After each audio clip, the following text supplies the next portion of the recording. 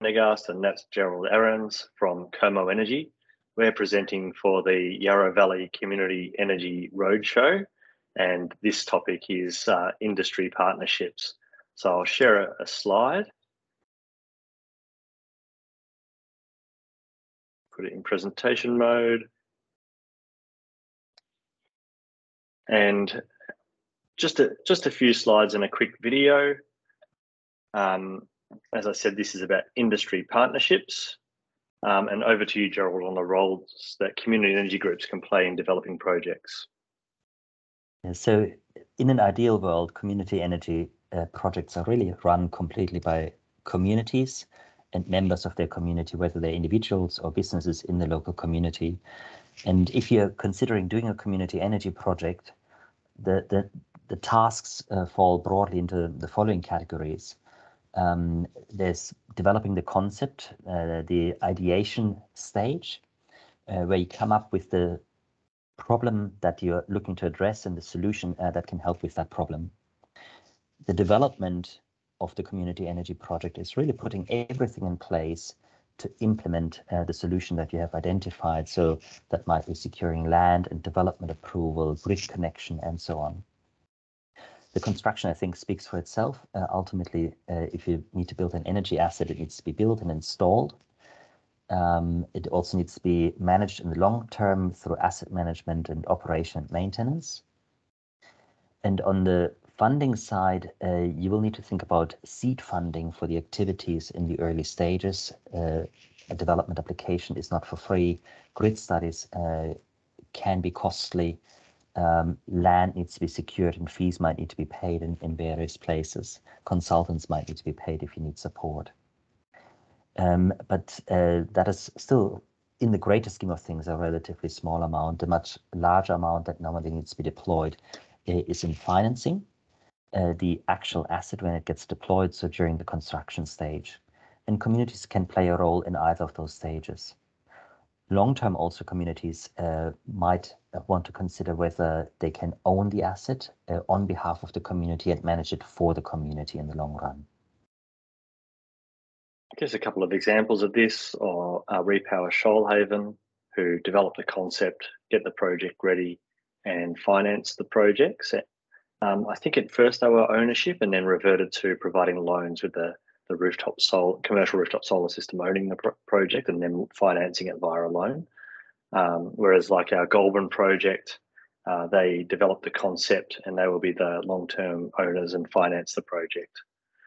So you really have this full range from, say, maybe a pure community energy project where the community energy group does most things or all things versus lower community involvement and doing less of those roles mentioned in the previous. In terms of selecting how much a community energy group should get involved, one would be around the interests and passions. So it really should be enjoyable. That it's not worth undertaking things that are complicated or not suited to the group or unenjoyable. Community energy projects should be enjoyable. Thinking back to your core objectives, is it about community building, community involvement and undertaking more of those tasks? Or is it more about just getting a project done, whether it's just initiated by the community or finance, but the other things can be done by industry partners? Speaking about the skills, capability and experience of the group, what are within the community energy group and the broader community, what are the skills and capabilities they have? And in terms of experience, maybe it makes sense for a community energy group to keep it simple on their first project and develop into more ambitious projects after. Time and resources, so volunteer time, particularly that these projects can take a while to develop, whether it's commercial rooftop solar PPA, a mid-scale community scale solar farm, an EV charging project. These can take 1-3 years to develop and then own for 10, 20 years. So will the volunteer time last? In terms of finance and risks, one that Gerald mentioned there was seed funding. And this is what Como Energy does. We seed fund the projects, provide that financing in the early stages where it's more risky, and making decisions about technology selection, solar and storage, what type of battery, these things. Small decisions can make projects less viable. So bringing that expertise and willingness to fund and take the risk at that stage of the project. And how much risk should the group take, whether it's at early stage or an experienced community energy group, or whether it has more resources or less, can help decide that decision. Over to you, Gerald, on the COMO model.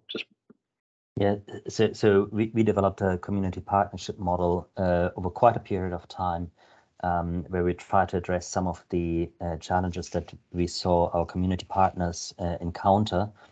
And it is really based around who takes what risks at what time and who has the capacity to take certain risks, and on the flip side, who doesn't have the capacity to take it.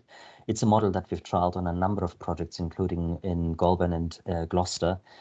So it is quite tried and tested by now. So the way we normally work with community energy groups where we apply this model is the community typically has already undertaken some early stage development, whether that's developing the concept or securing some land, or in the Goulburn case, even securing development approval. What we then do is we undertake the late stage development, and we transfer the entire project, all the elements of that project, into a special purpose company. So it's a separate entity that can be passed around quite easily by transferring shares.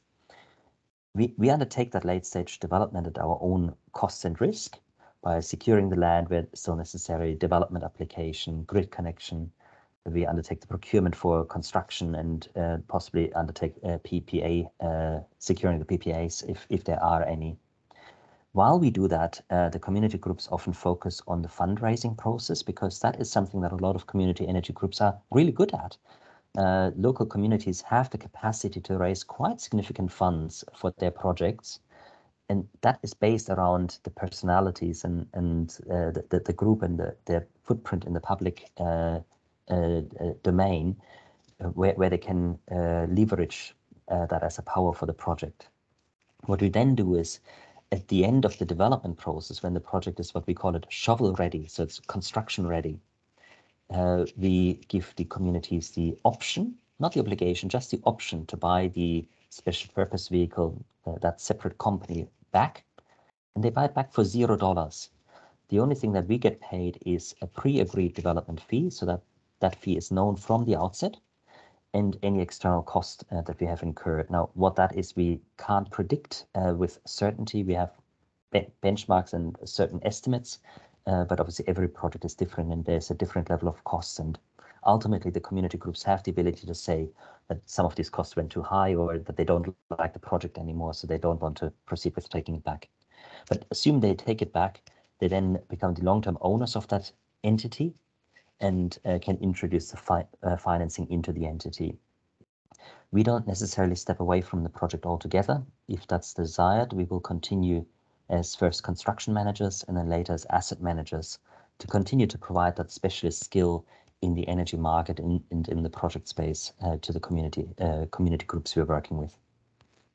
Asset management typically includes making sure the operation and maintenance contractor is doing their job, keeping the project insured, ensuring the revenue coming from electricity sales and renewable energy certificates are coming in. So we use this on Goulburn, a 1.5 megawatt community-owned solar farm, and they've raised $2.2 million, I think it is, to fund their portion of the project, in addition to a grant. So how to partner with industry? This can be the tricky bit.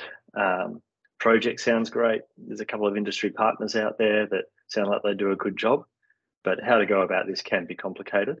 And as Como Energy does partner with community energy groups, it's not something that we're unbiased about, but I'll try and be as objective as possible. In terms of the scope and the role, kind of mapping out what your project is, what your community energy group wants to do, what they want the industry partner to do, defining that, who does what, and how long will they be involved? Is it just for construction, or is it early stage in development? Trying to work that out, and then finding the right industry partner and selecting the right one. So how to get the word out, how to get proposals in, expressions of interest or proposals, and then how to select the right one can be tricky. In terms of the contract, this can be the trickiest bit, sorry. So are they a consultant? They just provide you a price, $20,000, $40,000, here's the scope. They do it, you pay them. Or do they take on more risk that they only get paid upon success?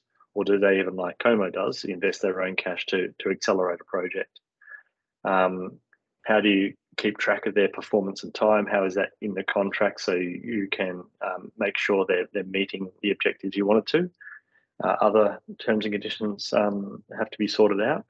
And how do both parties manage their risk? In the case of that Como model we just showed, we invest in the special purpose vehicle, develop the project for investment readiness, and if the community manages its risk by saying, we don't like that, we're not going to take upon that SPV, and in which case Como is stuck with it, and Como can then actually go and finance the project themselves, and that naturally keeps us incentivized to develop the project in the most viable way.